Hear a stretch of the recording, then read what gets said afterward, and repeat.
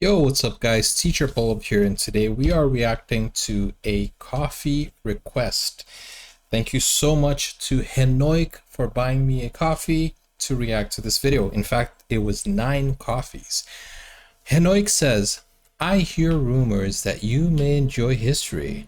I have a request for a bit longer of a video, 35-minute video, and I hope you can squeeze in time to watch it. Okay. Finally, I have time to watch this. I think it was requested 5 days ago, so I'm sorry, Henoik, for the slight delay. Henoik says, it is about what I would call the somewhat miraculous sinking of the Nazi Germany flagship, the Blücher. Why did I say that with a French accent? The Blücher. Blücher. I don't know how to say it. During the early hours of the invasion of Norway. Hope you enjoy your coffee. Thank you so much, Henoik. Now, I don't know if you remember this, Henoik, but a year ago, I reacted to the trailer or to a scene of the movie Kongens Nej. Kongens Nej. Am I saying that right? It was the first time I was watching a Norwegian film or a scene from a Norwegian film. Let me make this bigger for you guys. This was a year ago. And what did I find here? I found a comment from Henoik. Okay, wait, where's my video? My video just disappeared here. Okay, let's pull it back. There we go. Henoik says, for context, the Blücher was a Nazi Germany it was the Nazi Germany's newest flagship, and it was going to start the Nazi invasion of Norway. Before this ship sailed in the Oslo Fjord, Norway was a neutral party in World War II. There were no warnings. No one knew this would happen at this time, so it was a surprise attack. That's why you hear the hesitation of some of the officers, which depict what actually happened in reality. There were broad disagreements to fire, but the commander gave the order. Historians have been cited with almost comparing the hesitation of the other officers with mutiny. Wow. One line that was left out of the scene, which is a pity because it's a good line, is the commander has been cited with responding to the question of what if we're wrong, with either court-martialed or I'll be a war hero. Fire. Wow. So these were the two options he had, either court-martialed or becoming a hero. And he became a hero, I guess. There is a more in-depth video on YouTube explaining the sinking of the Blücher.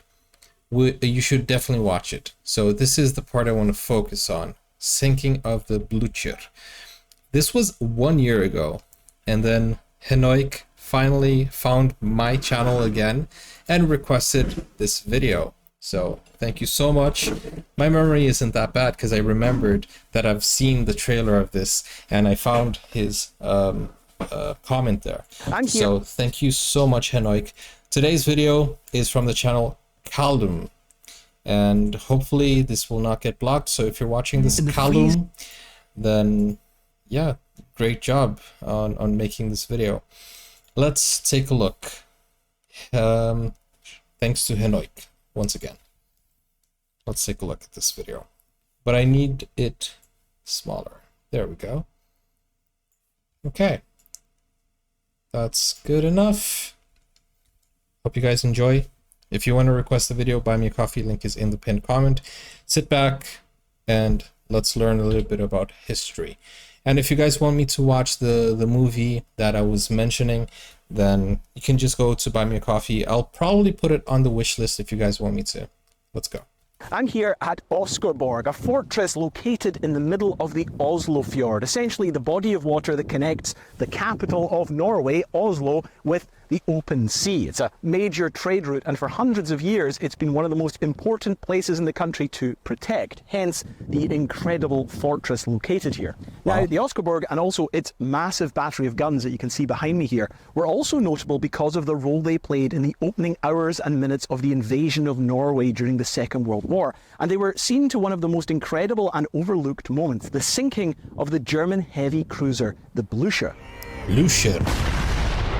This is the scene I watched from the movie. In what would become one of the most incredible engagements of the Second World War, the old and outdated guns of the Oscarsborg opened fire on one of the most advanced ships of the German Kriegsmarine. Unbeknownst to the men of the fort, what they had fired upon was in fact the spearhead of a huge German invasion force who intended to seize neutral Norway and its government in a swift and efficient operation. However, these plans would soon end up in tatters. As morning broke on the Oslo fjord, one of Germany's newest and most advanced ships was sunk. Hundreds were dead or missing, and the plan to quickly capture Norway's capital and government had been foiled. Instead, Norway would fight a staunch resistance to the invasion, resulting in vast, far-reaching ramifications for the rest of the Second World War. Oh my goodness, so you're telling me that they read the situation perfectly and they defended Norway from an early invasion from Germany. That is amazing, amazing work. I've always been captivated by this story of the Norwegian resistance during the Second World War, but also those opening stages of the invasion of Norway and how differently things could have gone had the guns of Oscarburg here not opened fire on the invading German force that was making its way down to Oslo. It's an incredible story, and it's one that completely changed the outcome and the development of the Second World War. So this is the story of the sinking of the Blücher, but also how the men of the Oscarburg here helped win Second World War. Wow. On another note, I love his microphone. The story of the Oscarsborg and the Battle of the Drobak Sound has been one of the largest projects I have ever undertaken. In fact, I went all the way out to Norway just to visit Oscarsborg, and none of it would be possible without thanks to you guys, without my patrons over on Patreon, and without thanks to today's sponsor, which is Exter. Exter's whole philosophy. Okay, we're gonna skip the sponsored. Sorry, I'm not being sponsored by Exter. To the story of the sinking of the Blücher. Well, unless they want to sponsor me as well. But you guys can watch the full video. The link will always be in the description.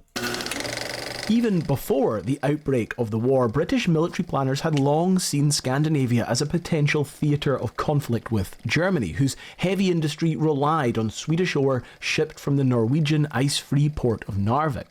Upon the outbreak of war in September 1939, this issue became all the more pertinent to figures such as Winston Churchill, at that point still only the First Lord of the Admiralty, who argued for intervention against the Narvik exports. By December, the Allies had gone as far as to plan landings in Norway on paper as part of an expeditionary force to assist Finland in their war against the Soviet Union, but in reality to act as cover for an occupation of Norway and Sweden. The plan was only aborted after Finland sued for peace, but now the German High Command, who had entered the war with no plans for an attack on Scandinavia, began to worry. These fears were all but confirmed during the dramatic Altmark incident, in which the British destroyer HMS Cossack sailed into Norwegian territorial waters and seized the German supply ship, the Altmark, which was transporting Allied prisoners of war back to Germany.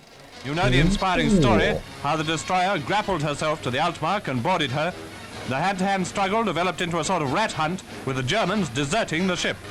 All our men were rescued and brought home to a northern port aboard the Cossack. The incident incensed both the Norwegian government, desperate to protect their neutrality, but also Hitler, who now saw that Britain would never respect Norwegian neutrality, and that Norway's lack of action to stop the Cossack proved that their allegiance lay with the Allies. Already having ordered tentative plans for an intervention against Norway, the Altmark incident so infuriated Hitler that he now ordered planning for a full-blown invasion. Norway and Denmark would now be captured in a quick and overwhelming coordinated invasion over land, sea and air. That dude is vengeful, he's out of control, and this is pure hate, pure vengeance. He didn't like something, so let's invade the whole country. named Operation Weserboom. The date was set 5:15 a.m. on the 9th of April 1940. It's crazy how one person, one leader has this much power where nobody can stop him, nobody can talk against him, nobody can advise against what he wants to do. It's like 100% full power, and if he decides to do it, if he just like, you know what, I'm gonna do it, then he can do it. It's crazy how much power one person has. On the morning of the 5th of April, in preparation for Operation Weserboom, dozens upon dozens of German ships began to quietly slip out of ports along the Baltic and North Sea coasts, many having just unsealed their top-secret orders, the invasion and occupation of Norway and Denmark. For Norway, the invasion force formed several groups, among them destroyers, support ships, torpedo boats, battleships, submarines, and almost 9,000 troops and equipment, all with delegated targets and landings, and all aimed at important strategic locations along the Norwegian coast. Perhaps most critical, however, was Group 5, codenamed Group Oldenburg, and tasked with the capture of Norway's capital, Oslo, and, most critically, its government, including the monarch King Haakon VII. This force was made up of 8 minesweepers, 3 torpedo boats, 2 armed auxiliary trawlers, the ageing light cruiser the Emden, the newly renamed heavy cruiser Lutzow, and the leader of the group, the brand new heavy cruiser, the Blücher. Bro, I wanna go back to that picture. Look at the difference in size. The leader of the group, the brand new heavy. Look at the difference in size, bro. Imagine a ship this big approaching. Bro, it must have been so scary in the late night also. And you can't imagine, how did a ship this big get so close? So obviously there was confusion. Is it ours? Is it an ally? Is it an enemy? Hey, you know what? Let's just sink that ship. That is absolutely frightening. But wait a second, is this before the invention of GPS? Because I think GPS is a Scandinavian invention, from at least from what we've seen, and that is what helped a lot of ships identify the locations, right? So I think that's before that. Cruiser, the Blücher.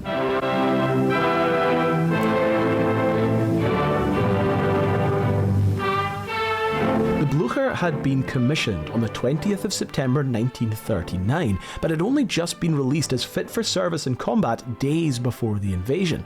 With an overall length of 205.9 metres, she was the second of the Admiral Hippe-class cruisers and was packed with the latest German Navy technology of the day.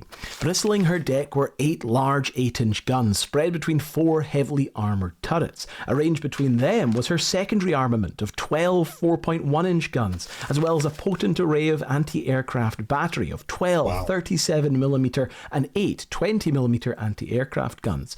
Completing her impressive armament were 2 triple-mounted torpedo tubes located on either side of the ship, and controlling all of these was a vast, complex, interconnected network of rangefinders, calculators, directors, and local control stations with multiple redundancies. While not as heavily armoured as her British or American contemporaries, a thick 80mm armoured belt surrounded the ship, extending above and below the waterline. Her deck, turrets and conning tower were also heavily armoured, and 3 steam turbines gave her a top speed of 32 knots. The Blücher was no doubt a large, capable and heavily armed cruiser, but she was new and her crew untested. The ship had only spent 20 days at sea doing simple trials and testing before leaving for Norway, and the young crew had little experience at sea, let alone war. Her officers were... Wait a second, this is a 1939 propaganda film that features the Blücher. It is some of the only footage of the Blücher in existence. So this is basically part of lost media, right? So I believe that there were spies, right? There must have been spies back then that would know that this Blücher existed. So I think there was like intelligence that would warn them about a ship that has all of this. But imagine having your best and most expensive ship be sunk just like that. You're like, I bet Germany thought at that time that this was like the secret weapon, right? Imagine how Hitler felt when he heard the news the Blücher has sunk. That is absolutely, oh, that's crazy. It's crazy, because I bet they thought that this was a bulletproof plan to invade. They did not expect it to sink. I don't think so. Inexperienced, and emergency drills, including damage control and action station training, had barely taken place. All 3 cruisers of Group 5 were packed with troops for the invasion, but the Blücher especially would be complemented with hundreds of troops and officials in charge of taking over Oslo in the immediate aftermath of the invasion. Army and Air Force officers and their staff, personnel to run Norwegian mail and broadcasting services, war correspondents and propaganda staff, as well as civilian dock workers still working on the ship. In total, over 880 on top of the Blücher's regular complement of over 1,300 men were packed below decks before the ship departed. On board. Oh my goodness. Imagine having the best crew, your best men. Man, that was, because I'm sure only the high-ranking officers were able to operate this. Bro, that's crazy to think. That is a big loss for Germany.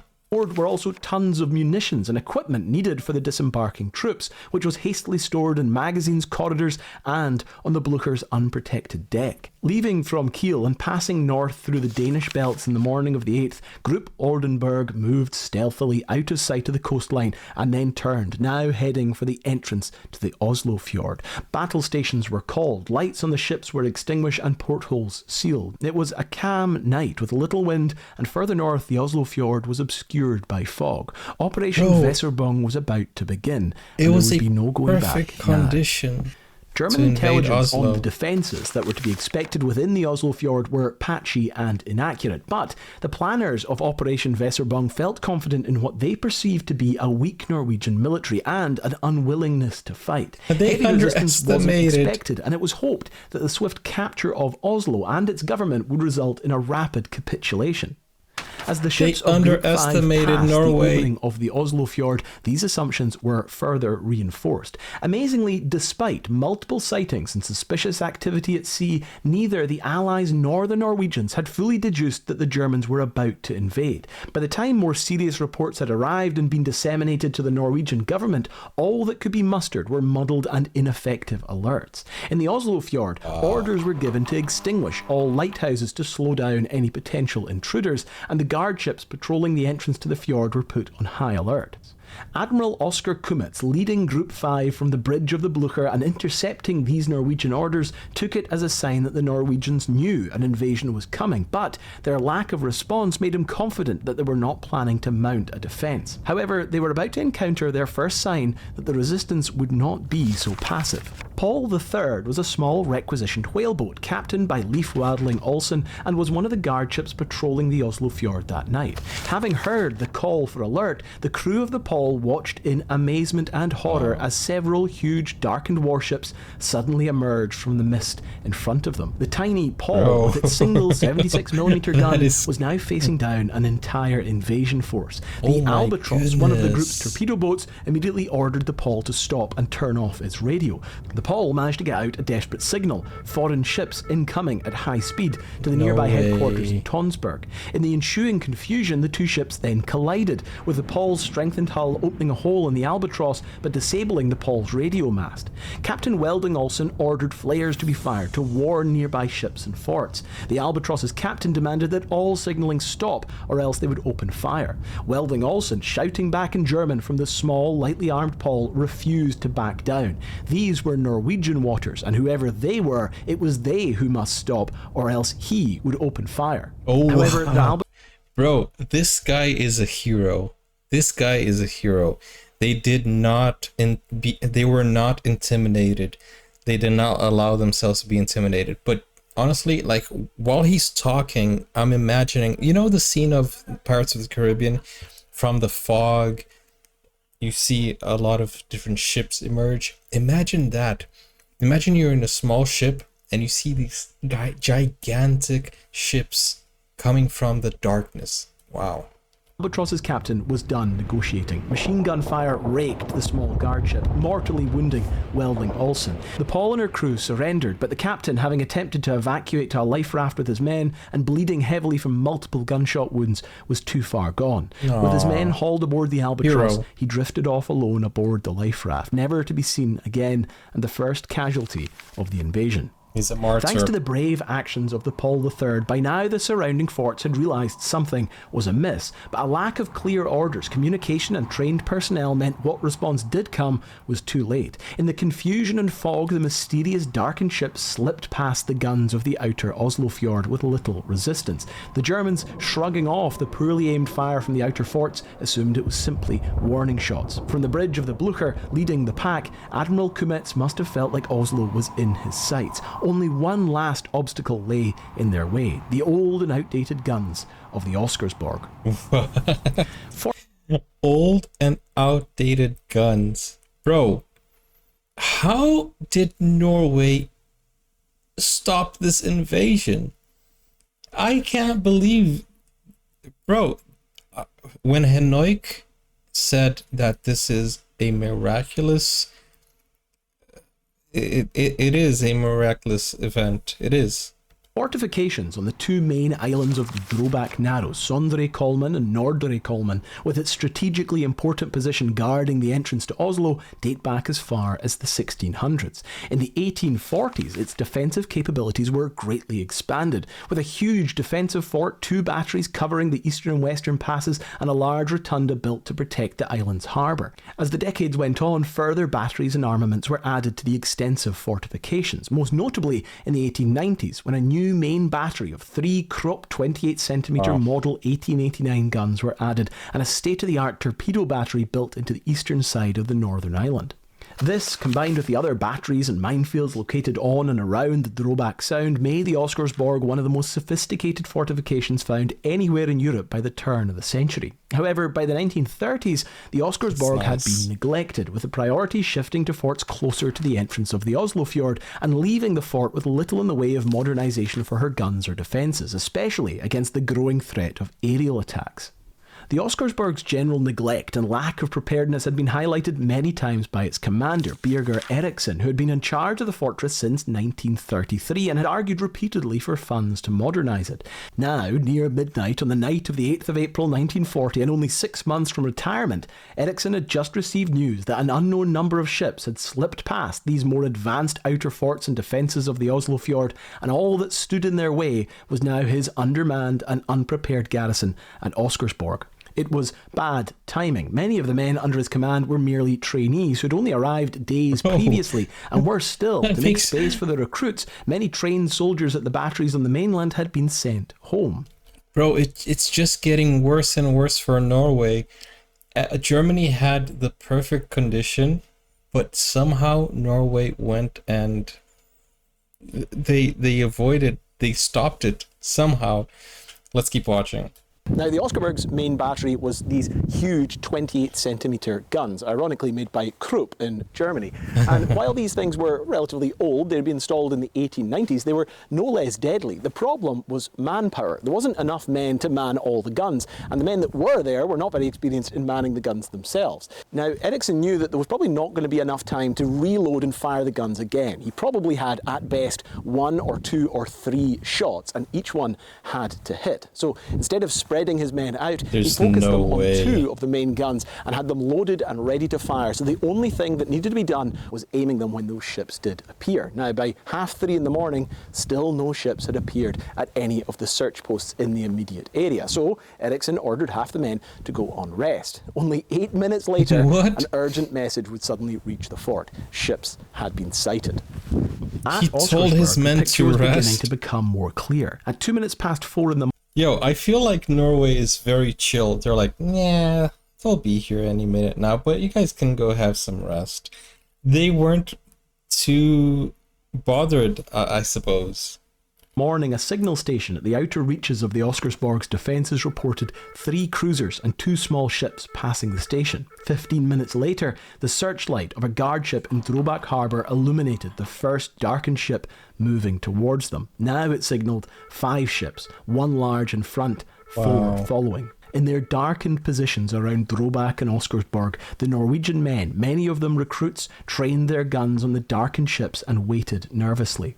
It must have been a somewhat terrifying sight, suddenly seeing the illuminated shape of a massive battleship out there in the water, and possibly more following up behind it. Now, the men of the fort here didn't really know if these were German or British or French battleships, but they did know if they opened fire on them, there would be no going back. Eriksson, however, was firm in his resolve. There would be no warning shots. The ships had been given ample time to turn back. They had already forced their way past the forts further up the Oslo fjord. That makes a lot of sense. Eriksson checked his watch. It was 21 minutes past 4 in the morning, and he ordered the guns to open fire. Standing on the Blücher's bridge, there was an ominous silence in the gathered officers. Dawn was beginning to break, but little could still be seen in the darkness and fog. Other than the single eerie searchlight from the Drobak harbour that had illuminated them, the Narrows seemed quiet. The Germans must have wondered if this would be all that the Norwegians could muster in resistance. Suddenly, an eruption of flame exploded on the Blücher's port side. A 250-kilogram high-explosive shell fired from one of the Oscarsborg's 28-centimetre guns shot past only metres above the bridge, slamming into the ship's foretop. That was a hit. I think the Germans might have thought, hey, they're going to give a warning shot, and then, we'll fire back. No more warnings. Gun being aimed even a few metres lower, it would have eviscerated the entire command of the invasion group huddled on the bridge. Seconds later, another high-explosive shell crashed into the ship's port side, obliterating the Blücher's hangar bay and aircraft. Before they could register what was happening, the batteries of Kopas and Husvik on the mainland now opened fire on the Blücher's starboard. High on the hills and firing down on the ship from close range, many of the shells passed straight through the Blücher's hull, exploding on the far side. On board, the chaos was immediate and overwhelming. The middle section of the ship was in flames, and ammunition for the landing parties, which had been so carelessly stacked upon the open deck, was now detonating alongside incoming Norwegian shells. What did they expect, though? The ship flickered and sparked as electrical systems failed, and her guns fired wildly in a desperate attempt to hit back at the concealed Norwegian batteries. Her main guns never had a chance to open fire. Some of the earliest hits severed the engine room and steering telegraphs, leaving the commanders on the bridge unable to communicate. Poorly trained and inexperienced fire control teams and medics mustered in a desperate attempt to stem the chaos, but they were quickly overwhelmed. All the while, deadly close range and accurate fire from the Norwegians continued to pour down upon the ship. If it wasn't obvious before, it was now. War had come to Norway. What had started as a peaceful night on the Oslo fjord, just like any other, had now descended into a scene of abject chaos. A German battleship was moving down the fjord, covered in flames, firing wildly into the hillsides as both the Oscarsborg and the surrounding batteries rained down gunfire upon her decks. However, she was still doggedly determined to move north, past the Oscarsborg and up to Oslo, where they planned to capture the capital. However, unknown to those on board, the Oscarsborg's most potent and deadly trick still lay up its sleeve. Oh my goodness, guys. Wait. So let me get this straight. The Germans thought they were gonna do a surprise invasion, and then they were surprised because they were underestimating the Norwegians. That's... wow. Of its torpedoes. Expertly concealed from view on the north of the two islands lay the Oscarsborg's torpedo battery, installed at the turn of the century and cut sheer into the rock itself. Deep under the ground lay a loading hall and 3 firing channels for the complement of 45-centimetre Whitehead torpedoes. Much like the rest of the Oscarsborg, it was an old and outdated system, but despite being over 40 years old, the weapons, each fitted with a charge of 118 kilograms of TNT, were no less lethal, especially in the hands of experienced operators. In charge of the battery that night was Andreas Andersen, who only a couple of months before, and at the age of 60, had been called out of retirement to take charge of the torpedo battery when the regular commander fell sick. Andersen had previously commanded the battery for decades, and on that night was well prepared with his fellow officers and men. Bro, that's why we need to respect the more experienced. This man was retired, and he came out of retirement and became a hero.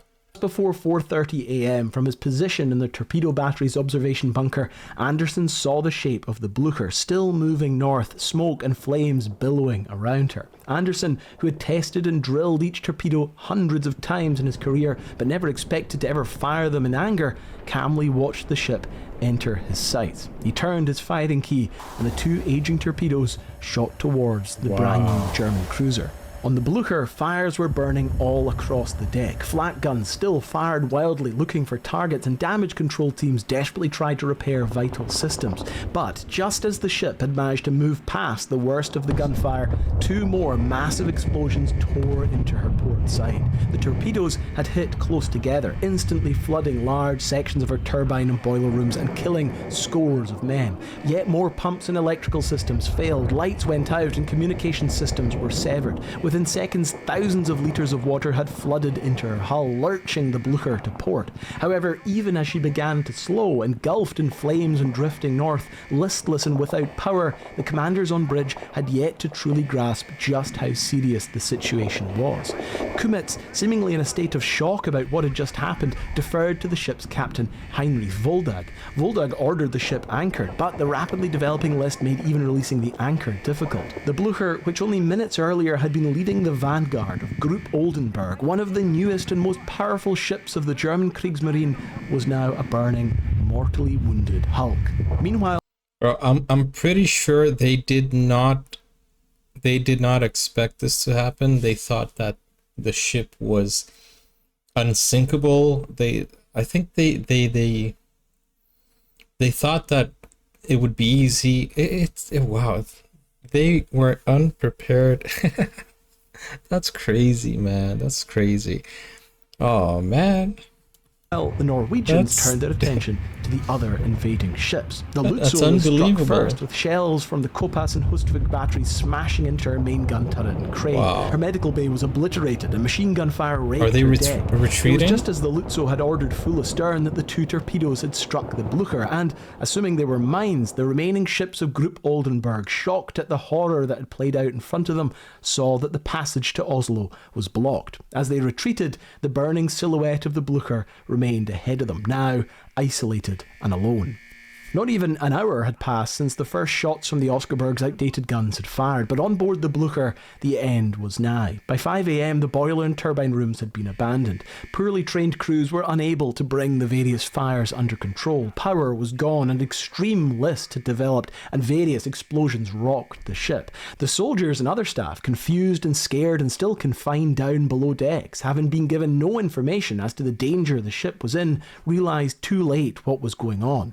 Now they swarmed the deck in a desperate attempt to escape, but many found themselves trapped deep within the listing ship. For those lucky enough to make it on deck, the structure of command had long since collapsed, and few had been trained or drilled on evacuation procedures. There wasn't enough life jackets or rafts, and most men were barely able to swim. Captain Woldag gave... Oh my goodness. So wait, the ship was so big that the impacts, they must have been loud, and they must have been, it must have shook the whole structure. But it must have been such a big structure of the ship that they didn't think the damage was too hard. As I said, they probably thought it was a bulletproof, solid.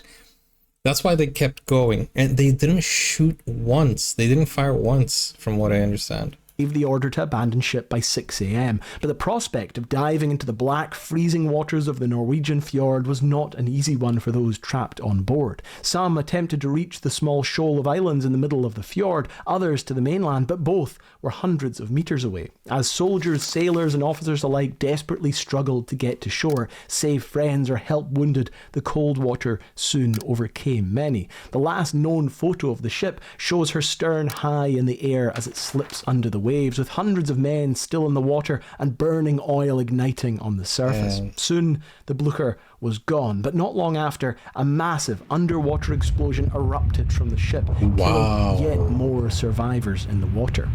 Local Norwegians soon came to the That's the sadness of war.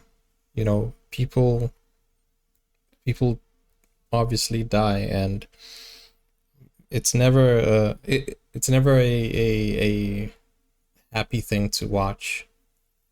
Because I'm watching this and I'm imagining people stuck burning. Oh, bro, I'm not even gonna think about the details or rescue of the survivors, but spread along the coastline and stranded in the Narrows, it would be a long time before accurate numbers could be made of who was dead or missing. By the time the sun had risen, some 326 men were dead. Wow, imagine that. Hours earlier, Germany's diplomat to Norway, Kurt Blücher, had been shocked to open an envelope revealing plans for an invasion due to take place in a mere matter of hours. He was to hand over an ultimatum to the Norwegian government by around 4 in the morning, backed up by the warships of Group Oldenburg, who would be by then positioned in Oslo harbour just as airborne troops landed at nearby airfields. However, by now, Blücher nervously eyed an empty harbour. The ships had not appeared, and the actions of the men of the Oscarsborg had thrown the Germans' carefully planned operation into chaos. By now, the alarm had been well and truly raised, and the Norwegian government, the royal family, and the country's crucial gold reserves were being evacuated, just ahead of German invasion forces which were now landing at Oslo's airports. Luftwaffe bombers accompanying the troops to Oslo now spotted the burning wreck of the Blücher. The planes had only intended to fly over the city as a show of force, but now, realising the invasion was not going to plan, began to swoop down upon the Oscarsborg. This incredible footage, captured for German propaganda films, shows an aerial view of the Oscarsborg on the morning of the 9th. What? This footage cost me £200 to license, so you better appreciate it. Oh, wow. Okay, so some of the footage will probably have to be blurred. Oh. Oh. Bro, come on. You're breaking my legs here. Okay. We're gonna watch this without the of the Oscarsborg footage on the morning of the 9th. Just north of the two islands is the Strait of Water, where only hours earlier the Blücher had sunk, and what could possibly still be the remains of fuel and oil sitting on the surface. The same film then shows the dramatic bombing of the Oscarsborg, with huge plumes of smoke being thrown into the sky. With little in the way of anti-aircraft defences, the various wooden buildings and structures in the islands were soon ablaze. But the deep bunkers and fortifications of the Oscarsborg meant the garrison were all but unharmed. Surveying the damage between the brief lurching the Blücher to port. Sorry, wait. I pressed the wrong button here. Okay. Wooden buildings and structures in the islands were soon ablaze, but the deep bunkers and fortifications of the Oscarsborg meant the garrison were all but unharmed.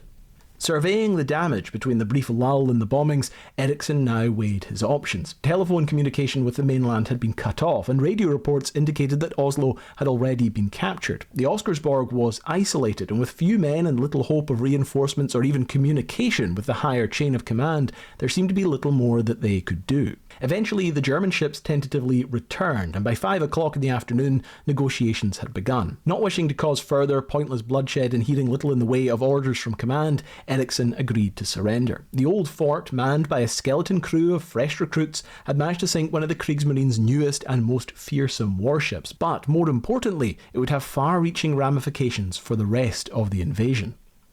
The Germans' failure to capture Oslo's government and monarch allowed them to escape to Britain, where they would vehemently refuse to recognise any German-installed leadership. This all but solidified the Norwegian public's staunch resistance towards the occupation, an occupation that would drain German resources, with some 300,000 troops tied up throughout the country for the duration of the war. The Allies had, within hours, launched their own counter-operation in Norway, but a combination of poor coordination and the subsequent invasion of France in the Low Countries only weeks later eventually forced their retreat. German victory had come at a high cost, however. While Norway's coastline vastly expanded the Kriegsmarine's ability to operate at sea and threaten Britain, their surface fleet had been all but crippled during the invasion, giving them a vastly diminished force unable to take advantage of Norway's access to the North Sea and effectively ruling out any prospect of a possible seaborne invasion of the British Isles. Perhaps most critically, however, the fallout from Operation Weserübung and Britain's failure to stop the invasion of Norway would lead to the collapse of Neville Chamberlain's government and a dramatic confrontation in the British Houses of Parliament, an event that would become known as the Norway or Narvik debate.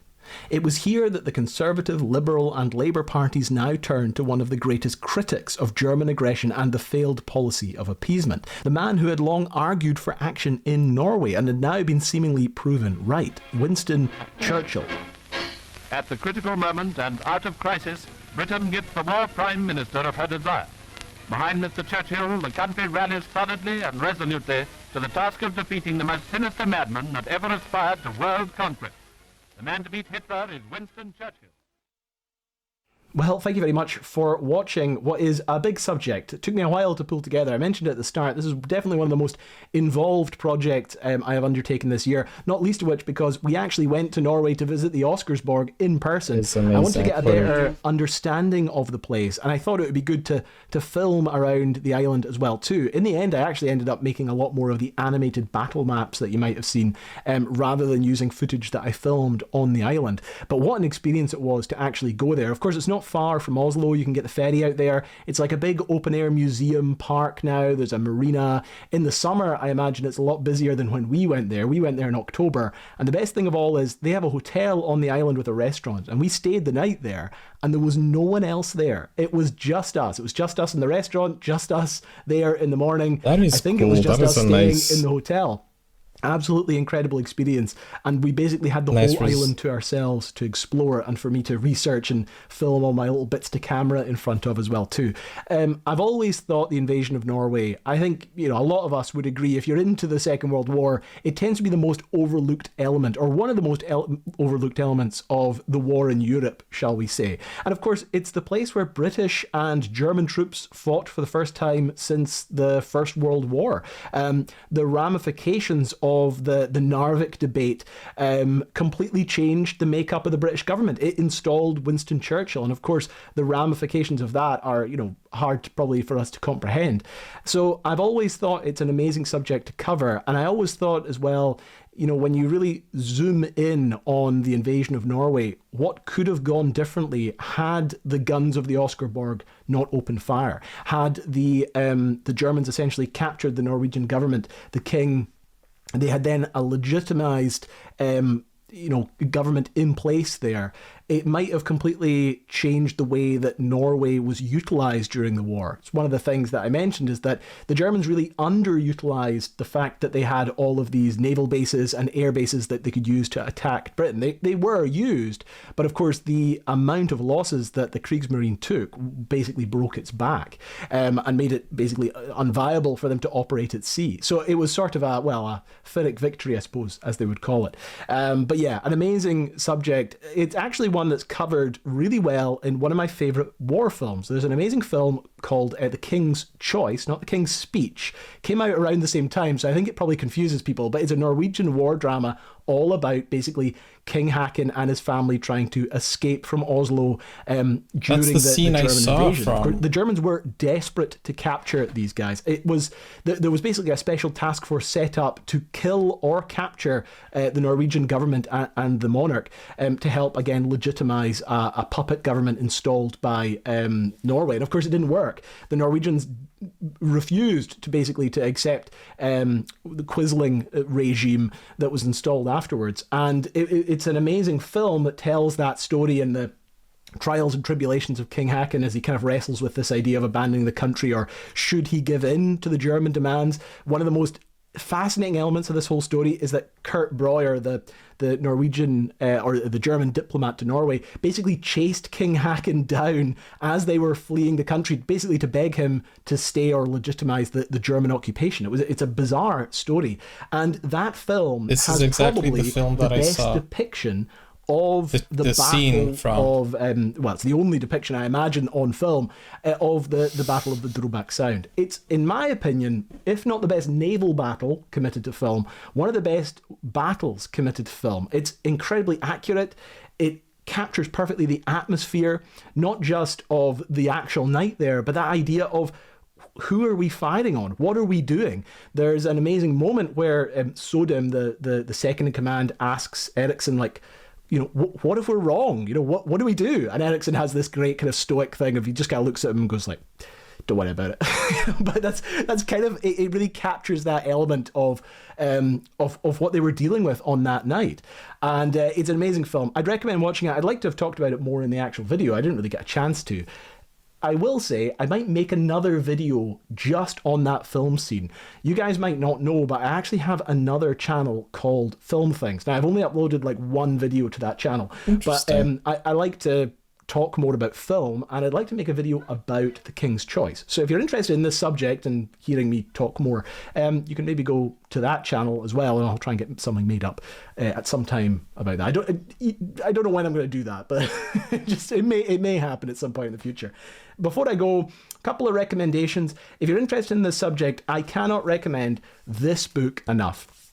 It's called The Sinking of the Blücher, The Battle of the Drobak Sound. I believe this book only came out maybe this year or late last year. It's a very new publication. Incredible book. Really tells you a lot about the different elements of the invasion.